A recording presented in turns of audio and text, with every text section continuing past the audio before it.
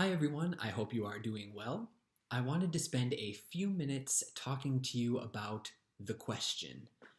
And what I mean by that is the question that language scholars and language teachers all over the world get from maybe current language learners or prospective learners. And that question is, what should I do to learn English or whatever, to learn whatever language? And I don't like this question, but I'm going to tackle it in four different sections as quickly as possible: reading, writing, listening, and speaking. I don't like this question because to me it sounds like it assumes there's a trick or there's a shortcut to learning a foreign language. And a lot of websites and a lot of methodologies try to sell that concept to students, sell that idea. Like, oh yeah, if you use this program, you will be speaking proficient German in 30 days or something. And that's ridiculous. That will never happen. Let me tell you, I don't care who you are. If you are an absolute beginner, you will not learn proficient German in 30 days, even if you study 8 hours a day. You just won't. You just won't. The brain doesn't work that way. It doesn't work that way when you're a child. It doesn't work that way when you're an adult. Might you memorize some useful phrases, get the basics of the grammar down pretty well? Sure, 30 days is a long time. But you will not become a proficient German speaker in 30 days. Number one, speaking. 99% of students who come to me have speaking or improving their speaking as their number one priority. And that's great. I think that some students are frankly more interested in speaking than they are in reading, listening, or writing. And maybe in their goal set, speaking is the most important aspect of learning a language. That's fine. However, a lot of students make the mistake of thinking that improving speaking involves only speaking during class, and it doesn't. For example, let's say we're having a speaking class, and today's topic is business marketing. As a teacher, to get a conversation going, I often ask my students questions. If we were talking about marketing, I could ask you about different advertising campaigns you've seen, maybe some advertisements that you like, what you think about advertising budgets in some big companies. Are companies spending too much or too little on advertising? What about the different means of advertising on the internet, on television, on public transportation? There's all these sorts of things that we could talk about. However, if you are an English language learner, are you prepared to answer those questions with no background context? I would say no.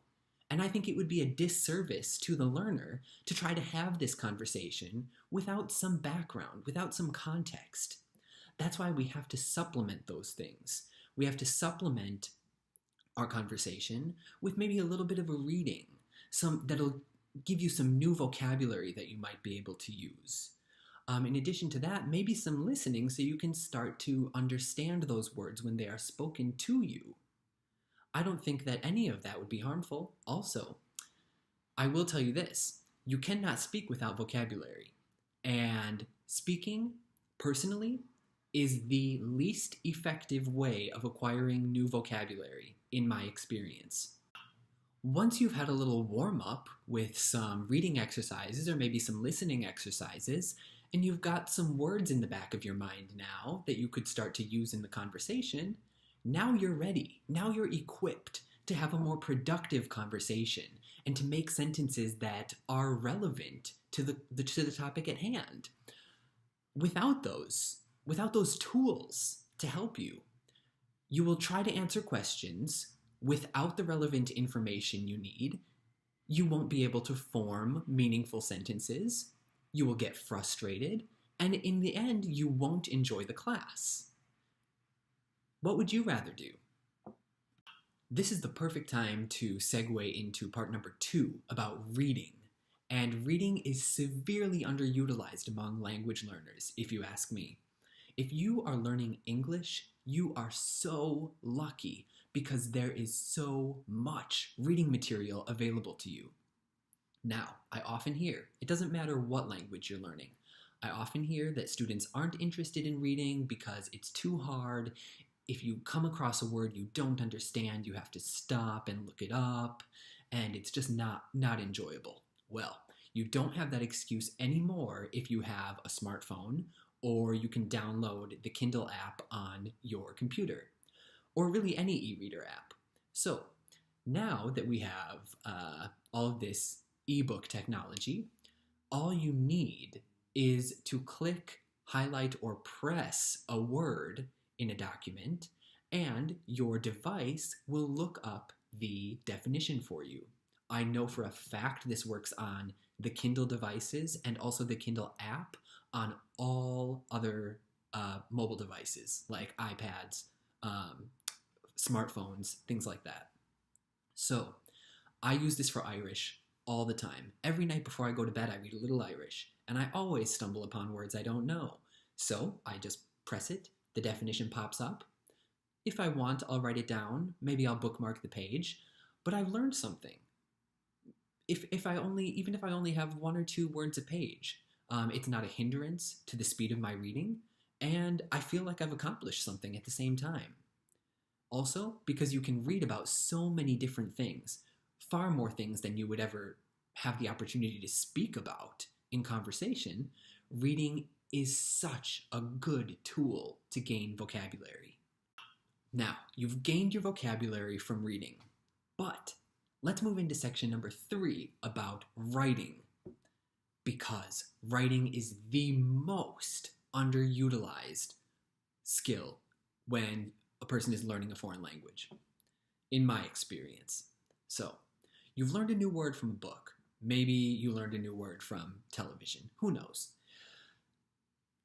That word is going to float around in your mind until you get the chance to use it. Now, if you are at home and you don't have a conversation partner to speak with, maybe you're not going to get the chance to actually say that word to somebody for a month or 6 months. How could you use it instead? I've got an idea. Write something. Writing in a foreign language is so very useful because when you are writing, you do not need somebody there to communicate with. You're rather committing your words to paper, and you can write about whatever you like, whenever you like, really wherever you like. You don't need somebody there to share with you. That doesn't mean that your words are going nowhere, because you could start a blog or you could start a group chat on your phone. Writing is such a good way to exercise that new vocabulary. And people are so not enthusiastic about writing, and I never really understand why. You are producing language, and that is key. That is the same as speaking. It's not the same skill, but you are still producing language. You're not consuming it this time. You are producing. And getting that skill is so very important. It cannot be underestimated, the importance. So, write about whatever you like. And the final skill, number 4, listening. Listening for me has always been the hardest. Many students say that listening is actually the easiest for them. So I think that's great. Maybe you don't need to listen to this, but if you struggle with listening like I do, thank goodness for the technological developments of the last, maybe 3 years even, because the resources have just grown exponentially in that time. If you're learning English, the resources have always been there. If you're learning another language, now we have really good opportunities thanks to streaming video services. One thing that I recommend, if you're learning Spanish, French, German, Chinese, Korean, Japanese, even Scandinavian languages, and Middle Eastern, Netflix. Maybe not all the Middle Eastern. I know they have Turkish. Netflix is streaming shows that were produced all over the world, and they often have subtitles in the native language. So I know for a fact I have seen series and movies that are spoken and subtitled in Danish, in Japanese, and in Turkish. So we've got Europe, Asia, and Middle East as well. I haven't looked at many other languages, but obviously they have the big ones like French, German, Italian, Spanish. That's an amazing resource for people who are learning languages other than English. Everything is subtitled in English, so you don't really need to search hard for that. But now we have this great listening tool because we can listen and also see the text at the same time. So we're really getting a double dose of the language, and I find that with the subtitles, it's much easier to learn the word. Listening, like I've said, I've always struggled with. Maybe you have too. I've only ever learned one word from listening, and that is the Turkish word telafus, which means, oh my gosh, okay, so this is a perfect example. It's teneffüs, and it means break. That is the only word that I've learned from listening, but I learned it wrong. I thought that she was saying telefus instead of teneffüs. So I learned it from listening, but I learned it incorrectly, and see, it still plagues me. Even though I have since corrected myself, I still use it wrong, or use it incorrectly. So that's where I really focus on the visual in the reading for acquiring new vocabulary. That's a perfect example of that. So that was all 4 things. Obviously, this wasn't an exhaustive video. There are hundreds of other things you can do to learn a language. Mostly, I wanted to address that annoying question. What should I do? What can I do to learn a language? What you can do is spend the time surrounding yourself with the language because the opportunities are everywhere. There is nothing holding you back except yourself not allowing yourself to spend the required time to learn a language. Also, reset your expectations. If you are one of the 99% of students who thinks that speaking is the #1 priority, and it very well may be, do not think that you're going to improve your speaking without incorporating the other 3 skills. It just doesn't work like that. You can, but it's going to be a long and difficult struggle, and why put yourself through that when the journey can be so much more enjoyable? Don't be afraid of reading or writing. They're so useful, and they give you so much ammunition. They give you so many tools to deploy in your conversations. There's no excuse for excluding those from your education. So that's my little explanation. I hope you get something from this. Feel free to disagree or add suggestions, but thanks again for watching.